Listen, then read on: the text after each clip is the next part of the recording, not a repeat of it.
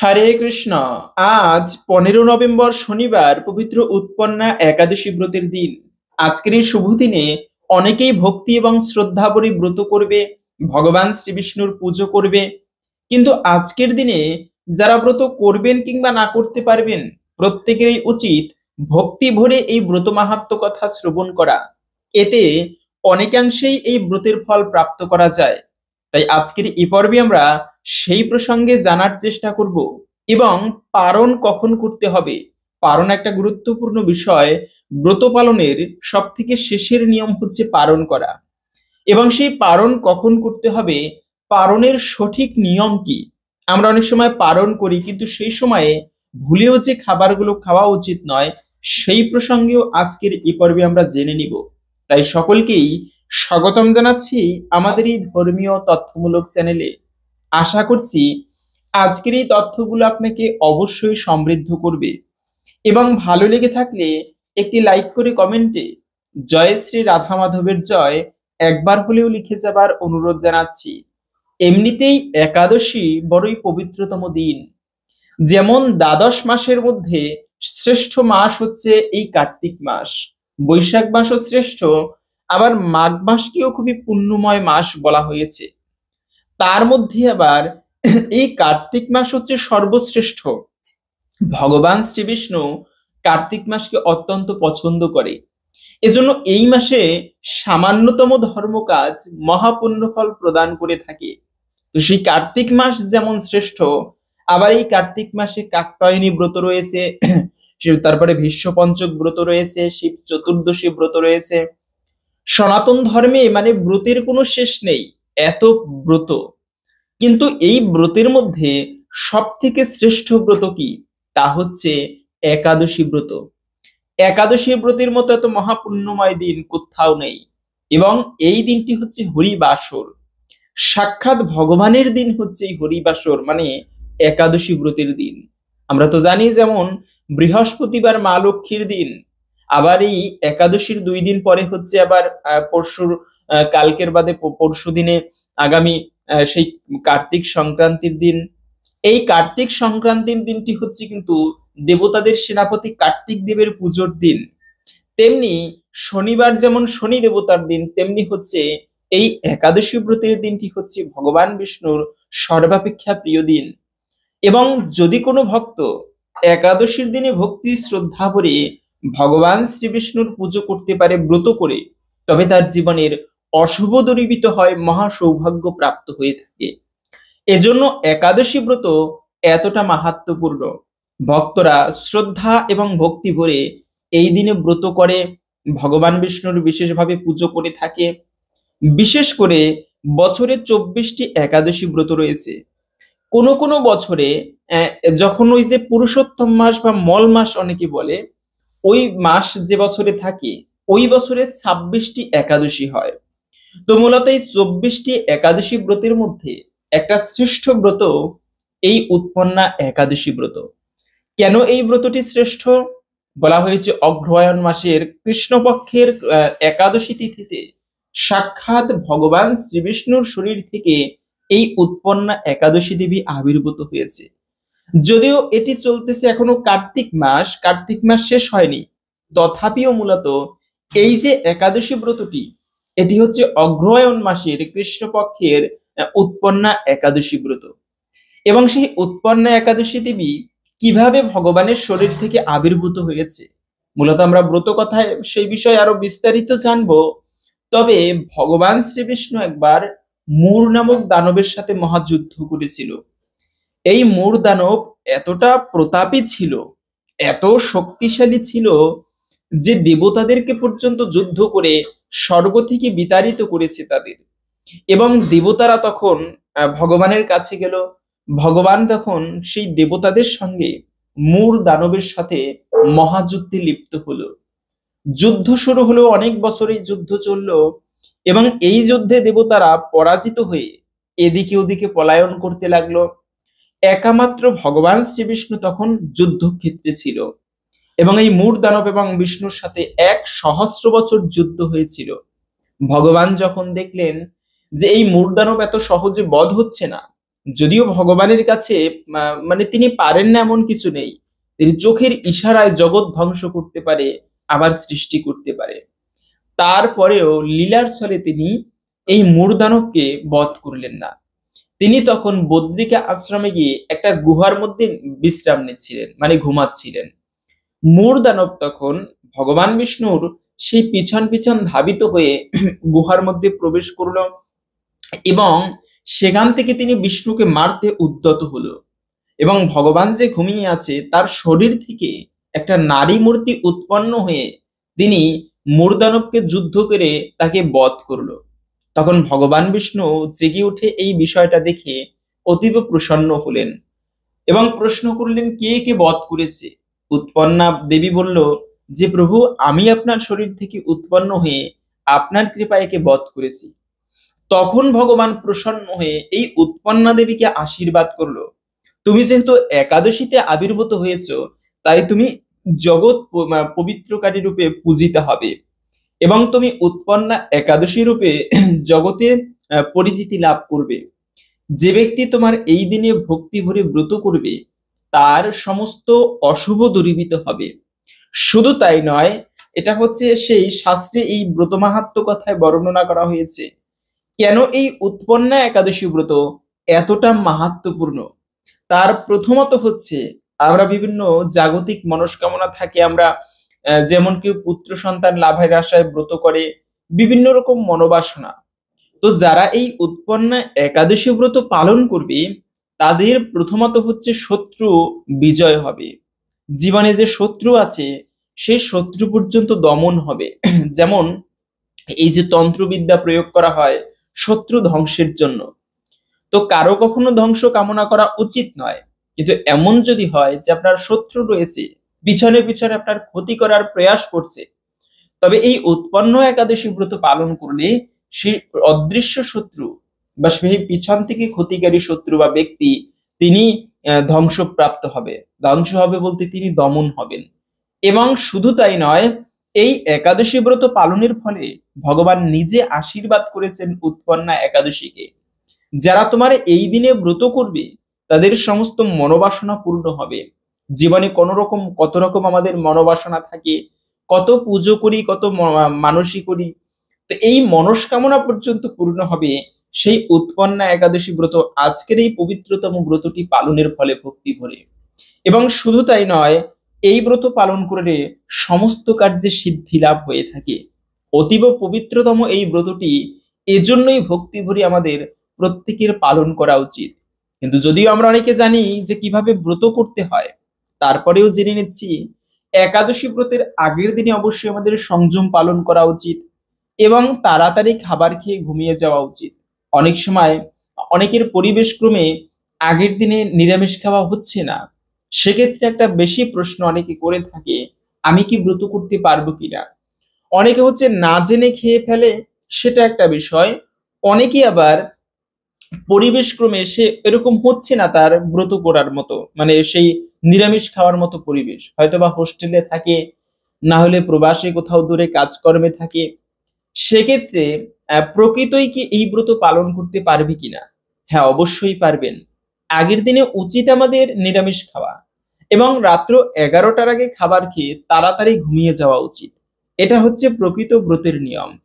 এবং চেষ্টা করা উচিত একাদশীর আগের দিনে দন্ত ধাবন করা, দাঁত ব্রাশ করা, যা আমরা প্রত্যেকটা ভিডিওতে বলে থাকি একাদশীর। এভাবে করে ব্রত করে আপনি মানে আগের দিনটি পালন করে সংযম করে, সংযত কেন থাকা হয়? সংযম থাকার মূল বিষয় হচ্ছে, আমি যে পরের দিনে ব্রত করব এর জন্য পূর্ব প্রস্তুতি। হে ভগবান, আমি আগের দিনে ব্রত করতেছি, তুমি কৃপা করে আমাকে আমার প্রতি প্রসন্ন হও এবং আমাকে কৃপা করো, এই ব্রতের ফল পূর্ণ ফল প্রদান করো। এভাবে করে আগের দিনটি এখন সংযত থাকলাম, নিরামিষ খাবার গ্রহণ করলাম। অথচ যদি টাস পাশা জুয়া খেলা হয়, নেশা করা হয়, এটাও কিন্তু উচিত নয়। এমনকি একাদশীর আগের দিনেও কখনো উচিত নয় গালিগালাজ করা বা অবৈধ কোনো সঙ্গ করা। এটিকেও কিন্তু একান্ত অশুভ এবং অমঙ্গলের বলা হয়েছে। এভাবে করে একাদশীর আগের দিনটি কাটিয়ে একাদশীর দিনে খুবই ভোরে ভোরে ঘুম থেকে ওঠা উচিত। উপবাস কেন বলা হয়? উপমানে নিকটে, বাস মানে বাস করা। যে ব্রত করেন না কেন আপনি, শিব চতুর্দশী ব্রত করলেও আপনি এই দিনটিতে বিশেষ করে শিবের পুজো করতে হয়, ভক্ত সঙ্গে কাটাতে হয়।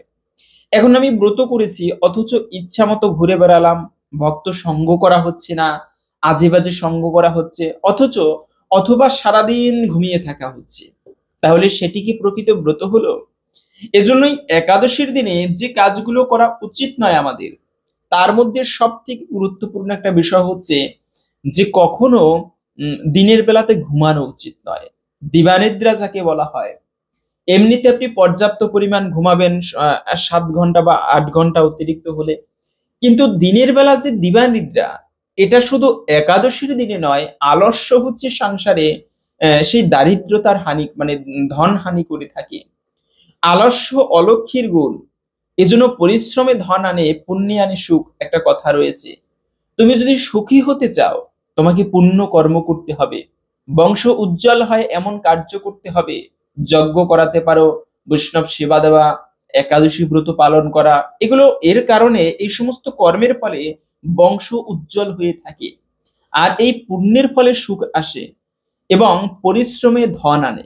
এখন আমি অলসতা করবার ভগবানের দোহাই দেব, আমার ভাগ্যটাই খারাপ। ভাগ্য বলতে কিছু হয় না, আমরা যে কর্ম করি সেটি ভাগ্য হিসেবে আমরা প্রাপ্ত করি, তো সেটি আলাদা প্রসঙ্গ। তবে মূলত এই যে দিবানিদ্রা দেওয়া, অন্তত পক্ষে এই পবিত্র একাদশী ব্রতের দিনে একান্ত নিষিদ্ধ এবং অশুভ। কেন দিবানিদ্রা দেওয়া উচিত নয়? কেননা এই দিনে যদি আপনি হয়তোবা আপনি ব্রত করেছেন, কিন্তু ঘুমিয়ে ঘুমিয়ে যদি স্বপ্ন দেখেন যে আপনি পঞ্চরবি শস্য ভক্ষণ করতেছেন, তবেও কিন্তু এই ব্রতের পুণ্যফল প্রাপ্ত হয় না। এজন্য একাদশীতে উপবাস করে কখনো ভুলক্রমেও পঞ্চরবি শস্য ভক্ষণ করা উচিত নয়। এতে পাপ না করেও মহাপাপের ভাগী হতে হয়। আপনি ঘুমিয়ে ঘুমিয়ে হয়তো বা দেখতেছেন আমি ভাত খাচ্ছি অথবা আটা রুটি খাচ্ছি, সবজি খাচ্ছি, এটা তাতেও স্বপ্নের মধ্যে দেখলেও তাতেও ব্রতভঙ্গ হয়ে যায়। এজন্য কথা একটা মানে শ্লোক আছে এরকম, যে স্বপ্নেও না করো ভাই স্ত্রী সম্ভাষণ, পর স্ত্রী সঙ্গ, এটা স্বপ্নের মধ্যেও কখনো করবে না। একমাত্র নিজের স্ত্রী ভিন্ন অপরকে মাতৃজ্ঞান করা উচিত, না হলে সাধকের সাধনার ফল নষ্ট হয়ে যায়। তো যাই হোক, মূলত এই একাদশীর দিনের জন্য, এখন যারা অসুস্থ তাদের ক্ষেত্রে ভিন্ন বিষয়, তারা দিনের বেলা ঘুমাতে পারে, কেননা তাদের শরীর অসুস্থ, শরীর রক্ষা করে ধর্ম। কষ্ট হলেও ব্রত করবেন, অন্ততপক্ষে 8 থেকে 80 বছর পর্যন্ত প্রত্যেকের একাদশী ব্রত পালন করা অনিবার্য বা উচিত, না হলে মহাপাপের ভাগী হতে হয়। এই পঞ্চরবি শস্য যারা গ্রহণ করবে, তাদের মাতৃহত্যা, পিতৃহত্যা, ভাই হত্যা, সকল ভয়ানক পাপের ভাগী হতে হয় শুধুমাত্র একাদশীর দিনে পঞ্চরবি শস্য ভক্ষণ করার ফলে। কেননা একাদশীতে ভয়ানক যে পাপপুরুষ রয়েছে, তিনি পঞ্চরবি শস্যের মধ্যে আশ্রয় গ্রহণ করে। একবার তো এমন হয়েছে যে ভগবান শ্রীকৃষ্ণ পর্যন্ত, চিন্তা করেন, ভগবানের কি কখনো একাদশী ব্রত করা লাগে?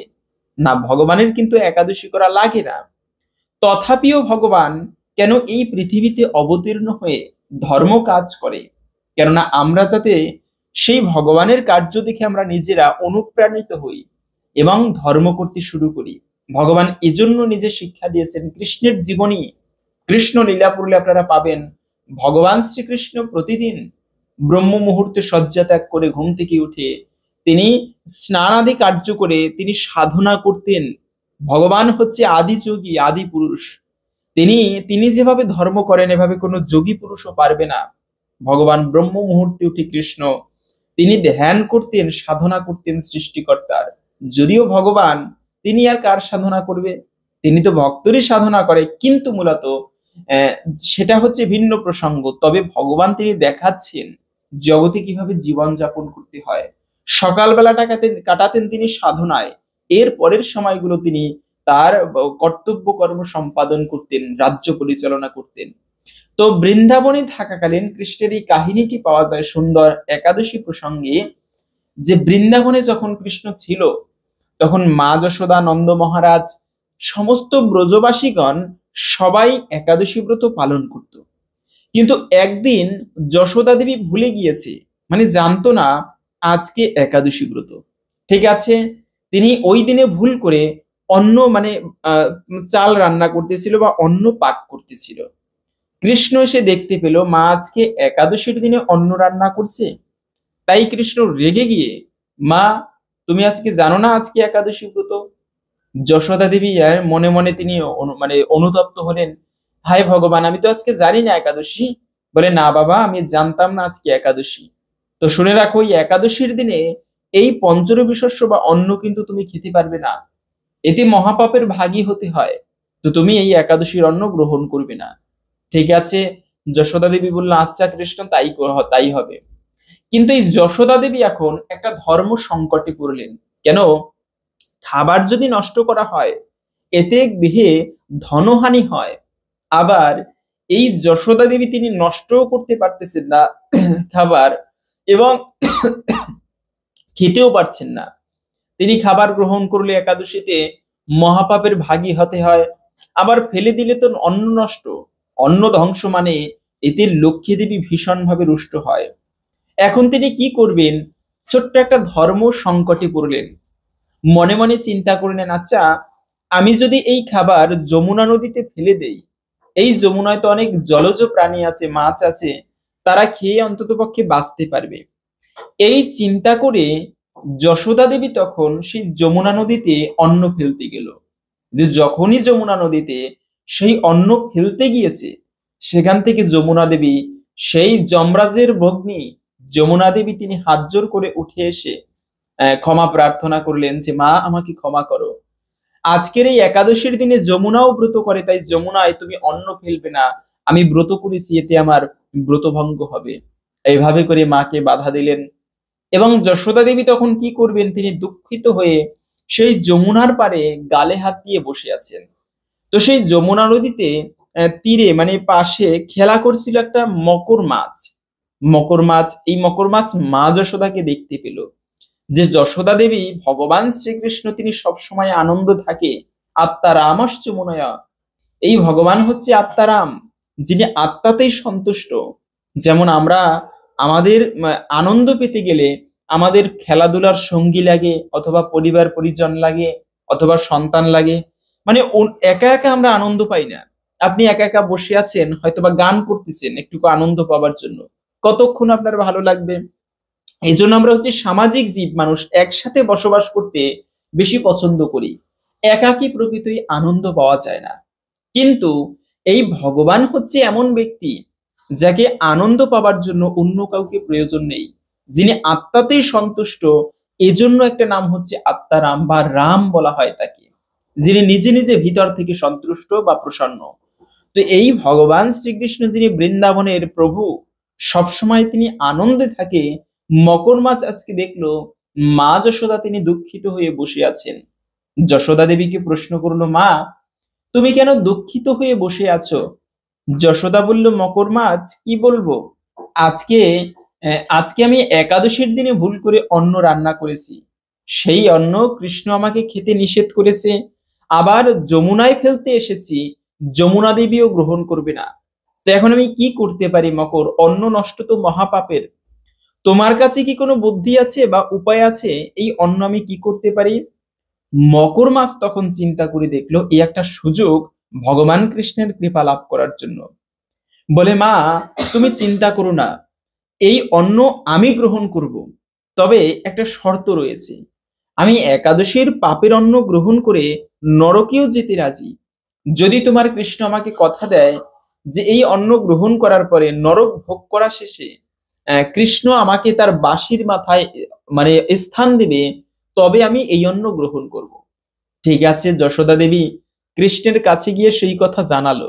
ভগবান শ্রীকৃষ্ণ তখন মকর মাছের অভিপ্রায় বুঝতে পেরে তথাস্তু বলে মকর মাছকে আশীর্বাদ করলো। এবং এই মকর মাছ তিনি প্রথমে সেই অন্ন গ্রহণ করে পাপের অন্ন নরকে গিয়েছেন, এবং এরপরে তিনি কৃষ্ণের বাঁশির মাথায় স্থান পেয়েছিল। মূলত মকর মাছ জানতো, আরে মুনি ঋষিরা তপস্যা করে যারা ভগবানের অঙ্গের স্পর্শ পায় না, আজকে আমি সেই ভগবানের কাছে থাকার সৌভাগ্য লাভ করতে পারি, জীবনটাই সৌভাগ্যে পর্যবসিত হবে। তাই দেখবেন এজন্য ওই বাঁশির মাথায় যে একটা মানে মাছের মতো দেওয়া হয় বা একটা ময়ূরের মতো থাকে যে কোনো বাঁশির মাথায়। আসলে ওটা ময়ূর নয়, ওটা হচ্ছে সেই মকর মাছ, যিনি একাদশীর দিনে সেই অন্ন গ্রহণ করে ভগবানের আশীর্বাদ প্রাপ্ত করেছিল। তো মূলত বলার উদ্দেশ্য হচ্ছে যে ভগবান পর্যন্ত শিক্ষা দিয়েছেন, এমনকি যে চৈতন্য মহাপ্রভু কলিযুগের যুগধর্ম প্রবর্তক স্বয়ং ভগবান শ্রীকৃষ্ণের অবতার। 52টা শাস্ত্রে প্রমাণ আছে চৈতন্য মহাপ্রভু ভগবান। সুবর্ণ বর্ণ হেমাঙ্গ বরাঙ্গস চন্দন অঙ্গদি সন্ন্যাসকৃত সমশান্ত নিষ্ঠা শান্তি পরায়ণ। মহাভারতের কথা, চৈতন্য মহাপ্রভু তিনি ভগবান চৈতন্য রূপে আবির্ভূত হয়ে তার বর্ণ হবে সুবর্ণ তপ্ত কাঞ্চনের মতো, এবং তিনি সন্ন্যাস ধর্ম অবলম্বন করে জগৎকে ধর্ম শিক্ষা দিবেন, ভক্তিপথ প্রবর্তন করবেন। সেই চৈতন্য মহাপ্রভু পর্যন্ত তিনি তার বাবা মাকে নিয়ে সমস্ত বৈষ্ণবদেরকে নিয়ে একাদশী ব্রত পালন করেছেন, এবং এজন্য ভক্তরা আজও পর্যন্ত ভক্তি শ্রদ্ধা ভরে এই ব্রত পালন করে থাকে। তো সেজন্য আমাদের সকলেরই, আপনারা ব্রত না করতে পারলে কি কি খাবার খাওয়া যায় একাদশীর দিনে, পেট ভরে খাবার খেয়েও ব্রত করতে পারেন। প্রথমত হচ্ছে সর্বোত্তম উপায়, যারা একাদশী ব্রতের পূর্ণ ফল প্রাপ্ত করতে চায় তাদের উচিত নির্জলা ব্রত করা, মানে জল ফোঁটা পর্যন্ত গ্রহণ করবে না। এটা হচ্ছে সর্বোত্তম উপায়, একেবারে নির্জলা ব্রত করবে। কিন্তু বর্তমানে কলিযুগ, সবাই আমরা নির্জলা ব্রত করতে পারি না, অসুস্থ হয়ে পড়ি। সেক্ষেত্রে আপনি যদি নির্জলা ব্রত করতে নাই পারেন, তখন আপনি ফল, জল, ঔষধ, ব্রাহ্মণ, গুরুবাক্য এগুলো গ্রহণ করতে পারেন। এবং এই ফল জল খেয়েও হচ্ছে না, অনেকে আছে একাদশীর দিনেও ছুটি পায় না, অফিস ভারী কাজকর্ম করতে হয়, জীবিকা নির্বাহ তো করতে হবে। তো সেক্ষেত্রে কষ্ট হয়ে গেলে আপনারা, অথবা অনেকে আছে অসুস্থ, ঔষধ সেবন করতে হয়, এরকম যদি পরিস্থিতিতে পড়েন, সেক্ষেত্রে আপনি সবজি রান্না করেও খেতে পারেন। যেমন কাঠবাদাম, কাজু বাদাম, মিষ্টি কুমড়া, মিষ্টি আলু, পেঁপে, কাঁচকলা, এগুলো আপনি সূর্যমুখী তেল না দিয়ে, না হলে ঘি দিয়ে রান্না করবেন, এবং ভগবান শ্রীবিষ্ণুকে ভোগ নিবেদন করে সেই প্রসাদ গ্রহণ করতে পারেন। অথবা ফল গ্রহণ করতে পারেন। কতভাবে খাবার খাওয়া যায় একাদশীর দিনে, আলুর চিপস করা যায়, আলুর দম, আলুর পায়েস করা যায়, তারপরে সাবু দিয়ে কত কিছু রান্না করা যায়। এভাবে করে প্রসেসিং করে আপনি একাদশীর দিনে পেট ভরে খাবার খেতে পারেন। এখন তো আবার আলু দিয়ে রুটিও করা হয়, তো আপনি এভাবে করেও খাবার খেয়ে ব্রত করতে পারেন। তবে মূলত এই সবজি রান্না করতে গিয়ে সেখানে শাক খাওয়া যাবে না। একাদশীর দিনে যে কোনো প্রকার শাক বর্জনীয়। পুঁই শাক, ঢেঁড়স, বটবটি, সিম, বাঁধাকপি, বেগুন, পটল, তারপরে ঝিঙ্গা, এগুলো কিন্তু একাদশীর দিনে বর্জন করতে হবে। সেই সাথে মরিচ বা অতিরিক্ত ঝাল দেওয়া উচিত নয়। কোথাও কোথাও তো স্পষ্ট পাওয়া যায় একাদশীতে কাঁচা লঙ্কা নিষিদ্ধ। এবং সেই সঙ্গে হচ্ছে আপনারা এই একাদশীর দিনে না, মানে পঞ্চরবি শস্য ভুলেও খাওয়া যাবে না। যেমন ধান জাতীয় খাবার, গম জাতীয় খাবার, বিস্কিট, কেক, পাউরুটি, আটা রুটি, যে কোনো প্রকার ডাল, সরিষা, তারপরে মধু, এরপরে হচ্ছে সরিষার তেলও কিন্তু সবজি রান্না করার সময় ব্যবহার করা উচিত নয়। এভাবে করে পালন করে আপনি ব্রত পালন করবেন। এবং আরেকটা খুবই গুরুত্বপূর্ণ বিষয়, এই যে পারণ প্রসঙ্গে একাদশীর দিনে কি খেয়ে পারণ করতে হয়, মূলত পারণের নিয়মটা অত্যন্ত গুরুত্বপূর্ণ। এই একাদশীর দিন আমাদের উচিত পঞ্চরবি শস্য দিয়ে পালন করা। মানে হচ্ছে আপনি একাদশীর দিনে তো আমরা পঞ্চরবি শস্য বর্জন করি, কিন্তু দ্বাদশীর দিনে গিয়ে পারণের সময়ে সেই পঞ্চরবি শস্য গ্রহণ করা উচিত আমাদের। কিন্তু সেটা ভগবানকে ভোগ না দিয়ে গ্রহণ করা উচিত নয়। একাদশী মানে হরিবাসর উপবাস করি, ভগবানের প্রিয় দিন। আর এই দিনে উপবাসের যে ব্রতভঙ্গ, তা ভগবানের প্রসাদ ছাড়া কিন্তু করা উচিত নয়। এবং সর্বোত্তম হচ্ছে বা ভালো হয় যদি আপনি জগন্নাথ পুরীধামের প্রসাদ গ্রহণ করতে পারেন। জগন্নাথ মন্দিরের প্রসাদ আপনি যদি গ্রহণ করে পালন করতে পারেন, অন্ন প্রসাদ বা খিচুড়ি প্রসাদ, এটি সর্বোত্তম।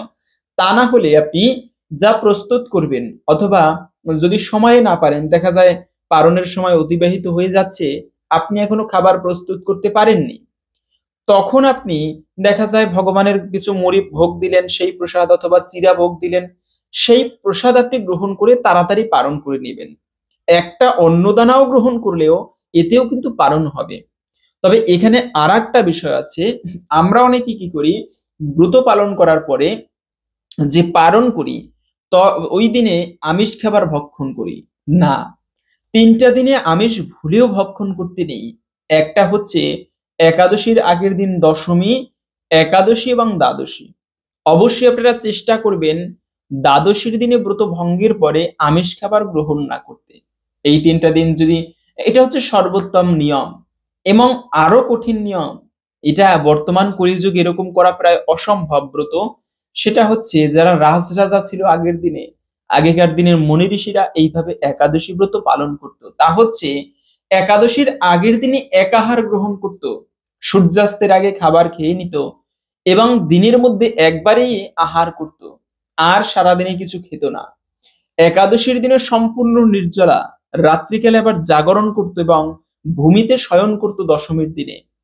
এভাবে করে দ্বাদশীর দিনে সকালবেলা পালন করত এবং ওই দ্বাদশীর দিনেও একবার আহার করত। এটা হচ্ছে প্রকৃত কঠোর নিয়ম। যারা জীবনে এরকম কঠোর তপস্যা করতে চান করতে পারেন, তবে শরীর অসুস্থ হলে এরকম না করাই ভালো। জীবনে একটা ব্রতও যদি এরকম কেউ করতে পারে, তবে সে একাদশীর মহাপুণ্য ফল প্রাপ্ত করে ভগবান বিষ্ণুর কৃপা লাভে জীবন তাদের ধন্য হয়। তবে যতই আমরা ব্রত করি না কেন, এই ব্রতের কিন্তু মনে রাখবে, এই ব্রতের দিনে অহংকার করা উচিত নয়। জীবনে যত বড় ধার্মিক ব্যক্তি হোক, তার জীবনে অমঙ্গল আসে যদি ব্যক্তি অহংকার করে থাকে। এরকম একটা সুন্দর কাহিনীই পাওয়া যায় যে একবার ধর্মপাল নামে একজন ব্যবসায়ী ছিল। অহংকার করলে কি হয়, মানে ধনী হলেও তার জীবনে ধ্বংস আসে, লক্ষ্মীহানি হয়, ভগবান কখনো প্রসন্ন হয় না। এর একটা প্রকৃতই কাহিনী শাস্ত্রে বর্ণনা করা হয়েছে। ধর্মপাল নামে এক ধার্মিক ব্যক্তি ছিল। এই ধর্মপাল ছিল তিনি ধর্ম ভাবে জীবন যাপন করত, কখনো অধর্ম পথে চলতো না এবং দেবাদিদেব মহাদেবের প্রতি তার প্রচন্ড ভক্তি ছিল। মহাদেব ছাড়া আর কিছু বুঝতো না তিনি। সবসময় মহাদেবের পুজো অর্চনা করত। প্রতি সোমবারে তিনি ভক্তি ভরে ব্রত করত। শুধু তিনি নয়, তার একটা স্ত্রী ছিল, তিনিও হচ্ছে তেমনি।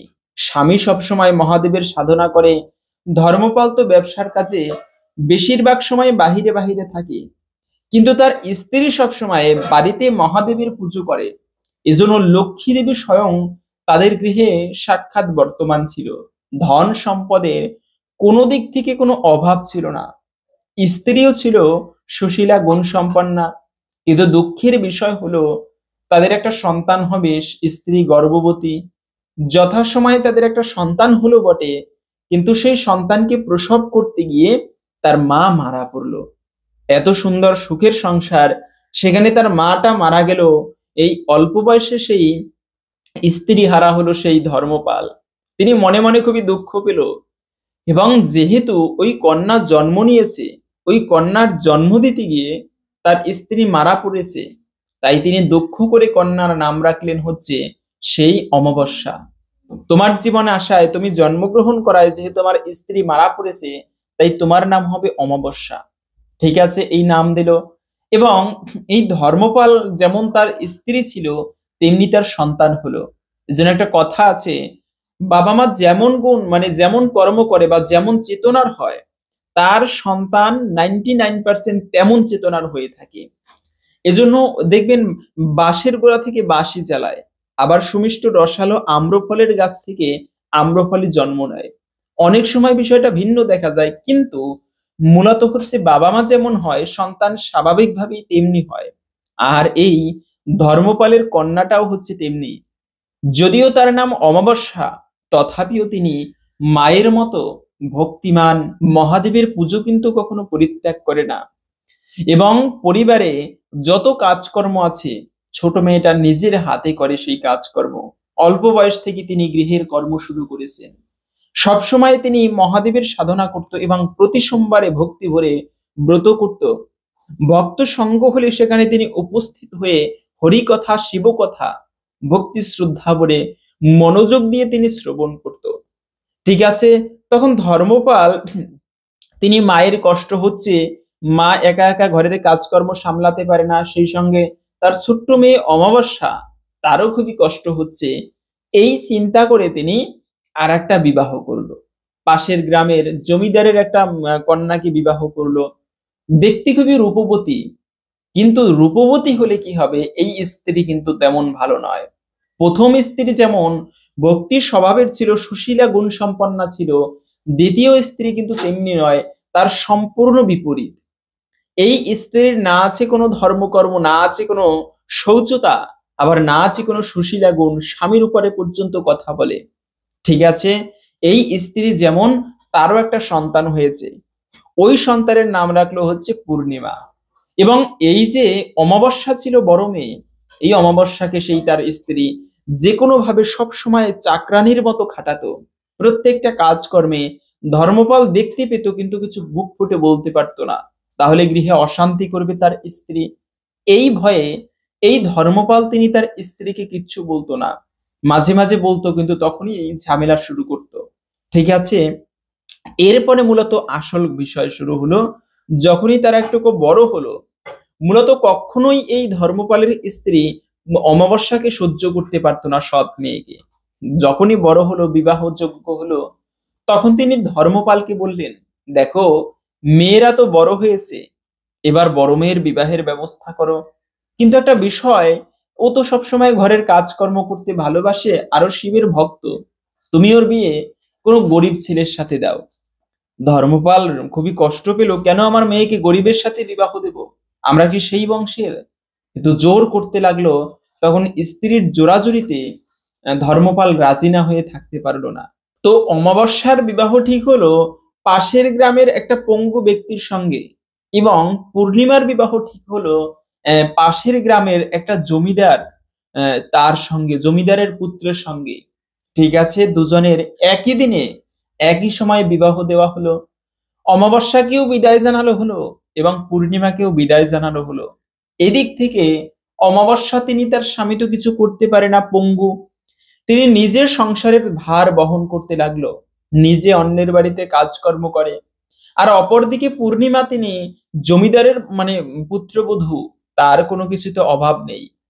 তিনি একবার চিন্তা করলো, সব সময় সেও মায়ের মতো হয়েছে। একবার দুষ্ট বুদ্ধি রেখে তার বোনকে বলল, বোন, তুই তো অন্যের বাড়িতে কাজকর্ম করো, তো একটা কাজ কর, আমার বাড়িতে কাজকর্ম কর, আমি তোকে টাকা পয়সা দেব। ঠিক আছে, অমাবস্যা যদিও রাজি হতে চায়নি, কিন্তু সংসার পরিচালনা করতে হবে, ধন সম্পদ প্রয়োজন, এজন্য তিনি রাজি হলো। তো এরপরে সেই বোন সব সময় বোনের বাড়িতে কাজকর্ম করত, কিন্তু বোন কোনো সময় ভালো চোখে দেখতো না এই পূর্ণিমা অমাবস্যাকে। যদিও বয়সে ছোট, টাকা পয়সা আছে, কিন্তু কোনোদিন সেই অমাবস্যাকে ভালো চোখে দেখতো না। এবং তাদের বাড়িতে সেই কাজকর্ম শেষে সন্ধ্যাকালে খাবার দাবার পাঠিয়ে দিত, সব ছিল বাসি খাবার। তারপরেও অমাবস্যা কিছু বলতো না, কেন, তিনি বাঁচতে হবে তাকে, সন্তান আছে। একদিন সন্তানেরা বায়না করলো, মা, আজকে শুনেছি মাসি বাড়িতে সেই শিব পূজা হচ্ছে, তুমি যাও না, একটুকু মিষ্টি প্রসাদ নিয়ে আসো, আমাদের খুবই মিষ্টি খেতে ইচ্ছা করছে। মা কি করবে, তাকে নিমন্ত্রণ করেনি, এতদিন তাদের ঘরে কাজকর্ম করে, কিন্তু আজকে যখন সেই বোনের বাড়িতে শিবের পূজা হচ্ছে, সেই আপন বোনকেই নিমন্ত্রণ করেনি। তারপরেও অমাবস্যা সন্তানদেরকে মুখের দিকে তাকিয়ে বোনের বাড়িতে গেল, যে বোন, তুমি হয়তো আমাকে নিমন্ত্রণ করতে ভুলে গিয়েছো, কিন্তু আমি এসেছি। আমার সন্তানেরা বলেছে তারা মিষ্টি খেতে চায়, একটু কি মিষ্টি প্রসাদ দেওয়া যাবে? দুঃখের বিষয়, তার বোন তো তাকে মিষ্টি প্রসাদ দিলই না, বরঞ্চ অপমান করে তাড়িয়ে দিল। আরে, তুমি এসেছো, তুমি অপয়া, এই বলে, যে আজকে আমার এত অতিথি দেখেছো, কত ধনী ধনী গণ্যমান্য ব্যক্তি, তাদের সামনে তুমি আসবে না, চলে যাও, এই বলে দূর দূর করে তাড়িয়ে দিল শিব পূজার সেখান থেকে। এবং দুঃখ কষ্টে তিনি অমাবস্যা, তিনি বাড়ি ফিরে আসতে লাগলো। কিন্তু মনে মনে চিন্তা করলো, আমি যদি বাড়িতে যাই, এটা মূলত একটা বড় কাহিনী, আমি তাড়াতাড়ি শেষ করে দিচ্ছি যাতে আপনাদের বোরিং না হয়। তখন তাড়াতাড়ি তিনি চিন্তা করলো, সেই অমাবস্যা, আমি যদি বাড়িতে ফিরে যাই, তাহলে আমার সন্তানাদি কি খেয়ে বাঁচবে, তাদেরকে কি জবাব দিব যে মিষ্টি আনতে পারিনি। তখন তিনি এই চিন্তা করে বাবার বাড়িতে গেল, যে বাবার বাড়িতে গেলে হয়তোবা কিছু পাওয়া যাবে। তখন যাত্রা পথে প্রথমে তুলসী দেবী একটা বৃদ্ধ বৃদ্ধা বুড়িমার রূপে সেখানে বসেছিল এবং বলল, মা, আমি স্নান করিনি কয়েকদিন ধরে, একটা কাজ করবি, আমাকে একটুকু স্নান করিয়ে দিবি আর এই তুলসী গাছটাকে একটুকু স্নান করিয়ে দিবি। তখন সেই অমাবস্যা ভক্তি ভরে বুড়িমাকে স্নান করিয়ে দিল, সেবা করলো, তুলসী গাছে জল দিয়ে দিল। আবার একটুকু সামনে গিয়ে আর একটা বৃদ্ধ বুড়িকে বৃদ্ধাকে দেখতে পেল। এই বৃদ্ধ ছিল হচ্ছে মহাদেব। তিনি ছদ্মবেশ ধরে সেখানে শিব মন্দিরের পাশে বসা ছিল। বলে, মা, একটা কাজ করবি? বলে, অবশ্যই করব, বলুন বাবা। যে একটা কাজ কর, আমার ওই মন্দিরটা এত লোককে বলি ঝাড়ু দিতে, কেউ ঝাড়ু দেয় না, তুই একটুকু ঝাড়ু দিয়ে দে। ভালো করে পরিষ্কার করে দিল অমাবস্যা। তখন মন ভরে আশীর্বাদ করলো সেই বৃদ্ধ ব্যক্তি যে, মা, তোর জীবন সুখী হোক। আর একটু সামনে গিয়ে আর একটা বৃদ্ধাকে দেখতে পেল কালী মন্দিরের সামনে। বলে, মা, একটা কাজ কর, তুই আমার একটুকু সেবা করে যে আমার এই মন্দিরটা একটুকু পরিষ্কার করে আমাকে একটুকু স্নান করিয়ে দে। একইভাবে তারও সেবা করলো এবং একটা নদী পার হতে হয়, সেটা ছিল গঙ্গা দেবী। এই গঙ্গা দেবী পর্যন্ত ছদ্মবেশ ধরে তিনিও একইভাবে সেই অমাবস্যার থেকে সেবা গ্রহণ করলো। সবাই মন ভরে আশীর্বাদ করলো। যখনই অমাবস্যা বাবার বাড়িতে গিয়েছে, সবাই দেখে অবাক। সেই অমাবস্যা কত কষ্ট করে তাকে জোর করে বিবাহ দেওয়া হয়েছে। সবাই নিজের ভাইয়ের বধূরা, তারা পর্যন্ত অমাবস্যাকে খুবই ভক্তি ভালোবাসতে লাগলো যে অমাবস্যা এতদিন পরে এসেছে, ওর যেন কোনো কমতি না হয়, ওর জীবনে কত কষ্ট। এবং এই অমাবস্যা পরের দিনে যখন বাড়িতে আসতেছিল সবার থেকে বিদায় নিয়ে, তার বাবা এবং তার ভাইয়ের বধূরা অনেক ধন সম্পদ অমাবস্যার হাতে ধরিয়ে দিল একটা পুটলায় করে, অনেক রত্ন দিল। এবং আসার সময়ে ওই যে বৃদ্ধ বুড়িমা গঙ্গার পাড়ে ছিল, তিনিও তাকে একটা পুটলা দিল এবং বলল যে, দেখ, এই পুটলাটা তুমি বাড়িতে গিয়ে খুলবে, রাস্তায় বসে খুলবে না, ঠিক আছে? এরপরে ওই বৃদ্ধ বুড়িমা কালিমা ছদ্মবেশে যে বুড়িমার রূপে ছিল, তিনি একটা পোটলা দিল, একইভাবে বলে দিল যে বাড়িতে গিয়ে খুলবে। মহাদেব একটা পোটলা দিল এত বড়, তিনিও ওভাবে বলে দিল। এবং তুলসী দেবীও একটা পোটলা দিল। বাড়িতে এসে অবাক করা বিষয়, সমস্ত কিছু খুলে দেখে একটাতে ধন সম্পদ, একটাতে হিরে জহরত, আর একটাতে শস্য দানা, ঘরে কমতি হচ্ছে না। যখনই পোটলা খুলেছে, তার সংসার এখন জমিদারের থেকেও তিনি বড়লোক হলো। আর ওদিক থেকে যে তার বোন পূর্ণিমা, তিনি মহাদেবের শিব পূজার সময়, এত বড় একজন মহাদেবের ভক্ত, অমাবস্যাকে তিনি অপমান করায় তার জীবনে মহাদেব রুষ্ট হয়ে সমস্ত ধন ভিখারি করে দিল তাদের। তার স্বামী প্রবাসে কর্ম করতে গেল এবং তার আর জমিদার রইল না। তখন তার সেই বোন পূর্ণিমা এসে ক্ষমা চাইতে লাগলো অমাবস্যার দিকে। অমাবস্যা বলল, বোন, কখনো কারো জীবনে কষ্ট দিবে না, কখনো কাউকে আঘাত করবে না, কষ্ট দিয়ে কথা বলবে না, এবং তুমি আজ থেকে আবার মহাদেবের ব্রত শুরু করো। এরপরে সেই পূর্ণিমাও মহাদেবের ব্রত শুরু করে। এদিক থেকে তখন দৈবভাবে অমাবস্যার স্বামীও ভালো হয়ে গেল, তারা জমিদারের মতো জীবন যাপন করতে লাগলো আর মহাদেবের ভক্তি করতে লাগলো। বলার উদ্দেশ্য হচ্ছে, দেখেন, এজন্য জীবনে কখনো কাউকে কষ্ট দিতে নেই, অহংকারী হতে নেই। এতে কিন্তু রাজা হলেও তিনিও ভিখারিতে পরিণত হয়, কেননা ভগবানের ইশারায় সবকিছু সম্ভব। যত বড় ব্রত করি, অনেক সময় যে কেউ ধর্ম না করলে আমরা তাদেরকে ছোট চোখে দেখি, তাদের বিচার ভগবান করবে। এর জন্য সঠিক শুদ্ধ আমাদের ব্রত করা উচিত, কখনো অহংকার করা উচিত নয়। তো যাই হোক, এখন আমরা জেনে নিচ্ছি এই পবিত্র একাদশীর ব্রত মাহাত্ম্য কথা। মূল বিষয়, অবশ্যই আপনি এই দিনে ব্রত করেন কিংবা না করেন, প্রত্যেকের উচিত ভক্তি শ্রদ্ধা করে এই ব্রত মাহাত্ম্য কথা শ্রবণ করা। এতে অনেকাংশেই এই ব্রতের ফল প্রাপ্ত করা যায়। তো এরপরে আমরা এই ব্রতের পালন কখন করতে হবে সেই বিষয়েও জেনে নেব। তাই শুরু করছি উৎপন্না একাদশীর ব্রত মাহাত্ম্য কথা। হে অর্জুন, অর্জুন বললেন, হে দেব, অগ্রহায়ণ মাসের পুণ্যদায়ী কৃষ্ণপক্ষের একাদশীকে কেন উৎপন্না বলা হয় এবং কি জন্যই বা এই একাদশী পরম পবিত্র ও দেবতাদেরও প্রিয়, তা জানতে ইচ্ছা করি। আপনি কৃপা করে তা আমাকে বলুন। শ্রী ভগবান বললেন, হে পিতাপুত্র, পূর্বে সত্যযুগে মূর নামে এক দানব ছিল। অদ্ভুত আকৃতি বিশিষ্ট সেই দানবের স্বভাব ছিল অত্যন্ত কোপন। সে দেবতাদেরও ভীতিপ্রদ ছিল। যুদ্ধে দেবতাদের, এমনকি স্বর্গরাজ ইন্দ্রকে পর্যন্ত পরাজিত করে স্বর্গ থেকে বিতাড়িত করেছিল। এইভাবে দেবতারা পৃথিবীতে বিচরণ করতে বাধ্য হয়েছিল। তখন দেবতারা মহাদেবের কাছে গিয়ে নিজেদের সমস্ত দুঃখ সবিস্তারে জানালেন। শুনে মহাদেব বললেন, হে দেবরাজ, যেখানে শরণাগত বৎসল জগন্নাথ গরুধ্বজ বিরাজ করছেন, তোমরা সেখানে যাও। তিনি আশ্রিতদের পরিত্রাণকারী, তিনি নিশ্চয়ই তোমাদের মঙ্গল বিধান করবেন। দেবাদিদেবের কথা মতো দেবরাজ ইন্দ্র দেবতাদের নিয়ে ক্ষীর সমুদ্রে গমন করলেন এবং জলে শায়িত ভগবান শ্রীবিষ্ণুকে দর্শন করে দেবতারা হাত জোড় করে তার স্তব করতে লাগলেন। স্তুতির মাধ্যমে নিজ নিজ দৈন্য এবং দুঃখের কথা তারা ভগবানকে জানালেন। ইন্দ্রের কথা শুনে ভগবান নারায়ণ বললেন, হে ইন্দ্র, সেই মূর্দানব কিরকম, সে কেমন শক্তিশালী তা আমায় বলো। ইন্দ্র বললেন, হে ভগবান, প্রাচীনকালে ব্রহ্মবংশে তালজঙ্ঘা নামে এক অতি পরাক্রমশালী অসুর ছিল। তারই পুত্র সেই মূর অত্যন্ত বলশালী, ভীষণ উৎকট এবং দেবতাদেরও ভয় উৎপাদনকারী। সে চন্দ্রাবতী নামে এক পুরীতে বাস করে। স্বর্গ থেকে আমাদের বিতাড়িত করে তার স্বজাতি কাউকে রাজা, কাউকে অন্যান্য দিকপাল রূপে প্রতিষ্ঠিত করে এখন সে দেবলোক সম্পূর্ণ অধিকার করেছে। তার প্রবল প্রতাপে আজ আমরা সম্পূর্ণ পৃথিবীতে বিচরণ করছি। ইন্দ্রের কথা শুনে ভগবান দেবদ্রোহীদের প্রতি অত্যন্ত ক্রোধান্বিত হলেন। তিনি দেবতাদের সঙ্গে চন্দ্রাবতী পুরীতে গেলেন। সেখানে দৈত্যরাজ শ্রী নারায়ণকে দর্শন করে পুনঃ পুনঃ গর্জন করতে লাগলো এবং শুরু হয়ে গেল দেবতা ও অসুরের মধ্যে তুমুল যুদ্ধ।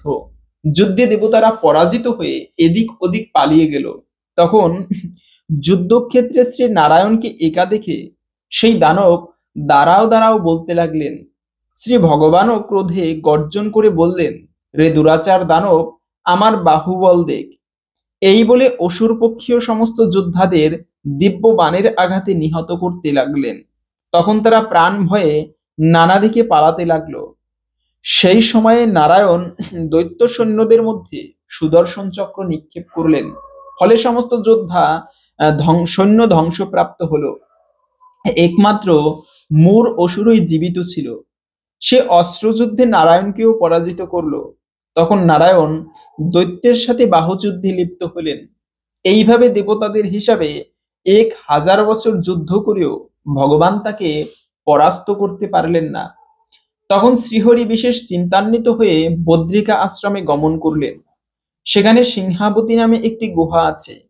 এই গুহাটি একদ্বার বিশিষ্ট এবং 12 যোজন অর্থাৎ 86 মাইল বিস্তৃত। ভগবান বিষ্ণু সেই গুহার মধ্যে শয়ন করলেন। সেই দৈত্যও তার পিছন পিছন ধাবিত হয়ে গুহার ভিতরে প্রবেশ করলো। সে বিষ্ণুকে নিদ্রিত দেখে বুঝতে পারলো এবং অত্যন্ত আনন্দিত হয়ে ভাবতে লাগলো, আমার সাথে যুদ্ধে পরাজিত হয়ে বিষ্ণু এখানে গোপনে শুয়ে আছে। এখন আমি তাকে অবশ্যই বধ করব।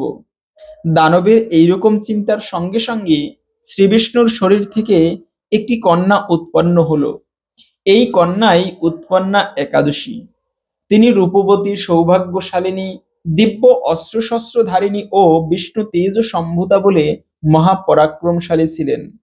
দৈত্যরাজ সেই স্ত্রী রূপিণী দেবীর সাথে তুমুল যুদ্ধ শুরু করলো। কিছুকাল যুদ্ধের পরে দেবীর দিব্য তেজে অসুর ভস্মীভূত হয়ে গেল।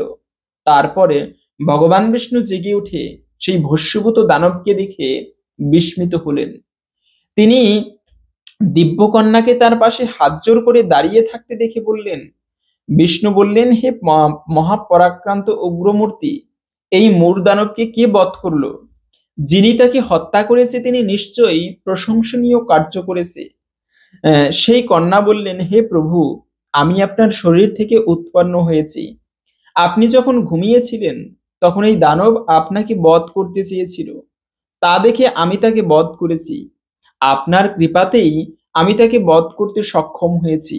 এই কথা শুনে ভগবান বললেন, আমার পরাশক্তি, তুমি একাদশীতে উৎপন্ন হয়েছ, তাই আজ থেকে তোমার নাম হবে উৎপন্না একাদশী। আমি এই ত্রিলোকে দেবতা ও ঋষিদের অনেক বর প্রদান করেছি। হে ভদ্রে, তুমিও তোমার মনমতো বর প্রার্থনা করো, আমি তোমাকে তা প্রদান করব। একাদশী বললেন, হে দেবেশ, ত্রিভুবনের সর্বত্র আপনার কৃপায় সর্ববিঘ্ন নাশিনী ও সর্বদায়িনী রূপে যেন পরম পূজ্য হতে পারি, এ বিধান করুন। আপনার প্রতি ভক্তিবশত যারা শ্রদ্ধা সহকারে আমার ব্রত উপবাস করবে তাদের সর্বসিদ্ধি লাভ হবে এবং এই বর দান করুন। বিষ্ণু বললেন, হে কল্যাণী তাই হোক। উৎপন্না নামে প্রসিদ্ধ তোমার ব্রত পালনকারীর সমস্ত ইচ্ছা পূর্ণ হবে, তুমি তাদের সকল মনোবাসনা পূর্ণ করবে, ইহাতে কোনো সংশয় নেই। তোমাকে আমার শক্তি বলে মনে করি, তাই তোমার ব্রত পালনকারী সকলে আমারই পূজা করবে। এর ফলে তারা মুক্তি লাভ করবে, তুমি হরিপ্রিয়া নামে জগতে প্রসিদ্ধা হবে।